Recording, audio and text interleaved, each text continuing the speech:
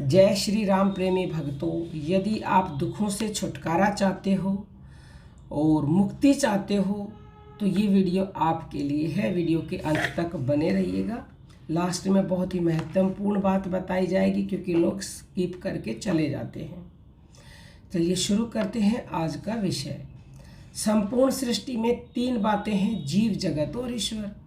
हम अक्सर देखते हैं कि जीव ही सुख और दुख का अनुभव करता है, ईश्वर या जगत नहीं करते। इसलिए जीव को ही साधना करनी पड़ती है और अपने स्वरूप को जानने की आवश्यकता होती है, क्योंकि अनेक जन्म और मृत्यु को प्राप्त होते होते वह अपने स्वरूप को भूल जाता है और अपने को एक शरीर एवं एक परिवार का ही सदस्य मानकर दुखी होता रहता है। यही ईश्वर की माया है। हमारे शास्त्र कहते हैं, भले ही कोई शास्त्रों की व्याख्या करे, देवताओं का पूजन करे, नाना शुभ कर्म करे, तथापि जब तक ब्रह्म और आत्मा की एकता का बोध नहीं होता तब तक 100 ब्रह्मांडों के बीत जाने पर भी उसकी मुक्ति नहीं हो सकती। अतः उस दुर्लभ मनुष्य जन्म को प्राप्त होकर हमें उस परम तत्व को जानने का प्रयास करना चाहिए जिसके लिए हमें यह मनुष्य शरीर मिला है। यदि हमने परम तत्व या आत्म तत्व को नहीं जाना तब हमारा शास्त्र अध्ययन एवं साधना व्यर्थ है, और यदि उस तत्व को जान लिया तब अनेकों शास्त्रों के अध्ययन की आवश्यकता ही नहीं। मोक्ष केवल ब्रह्म और आत्मा की एकता के ज्ञान से ही संभव है। गीता अध्याय 10 के श्लोक नंबर 10 में भगवान श्री कृष्ण कहते हैं कि हे अर्जुन, मैं सब भूतों के हृदय में स्थित सब का आत्मा हूँ तथा संपूर्ण भूतों का आदि, मध्य और अंत भी मैं ही हूँ। अतः हमें अपने इस शरीर में ही स्थित उस चेतन तत्व को, अपने अंतःकरण को पूर्णतः शुद्ध करके जानने का प्रयास करते रहना चाहिए जिसके हम अंश हैं। इस जड़ शरीर को हमने पहले भी अनेकों बार छोड़ा है, फिर छोड़ना है, लेकिन हमारा चेतन अंश यानी कि आत्मा हमेशा साथ रहता है। हमारा शरीर नाशवान है लेकिन जीवात्मा अविनाशी है, उसी को जानना है। यह जगत हर क्षण बदलता रहता है, उसी तरह हमारा शरीर हर दिन बुढ़ापे की तरफ जाता रहता है, लेकिन हमारे चेतन अंश अर्थात वास्तविक स्वरूप में कोई बदलाव नहीं होता। अतः सत्य स्वरूप कहा गया है। पंचदशी में आता है कि तीन के संग को जीव कहते हैं, परमात्मा, प्रकृति और परमात्मा की प्रकृति के माध्यम से अभिव्यक्ति। यदि हम इसे एक उदाहरण से समझें, जैसे बिजली, बल्ब और उसकी प्रकाश रूप में अभिव्यक्ति। जब बिजली में यानी कि जब बल्ब में बिजली की चेतना आती है तब उससे प्रकाश की अभिव्यक्ति होती है।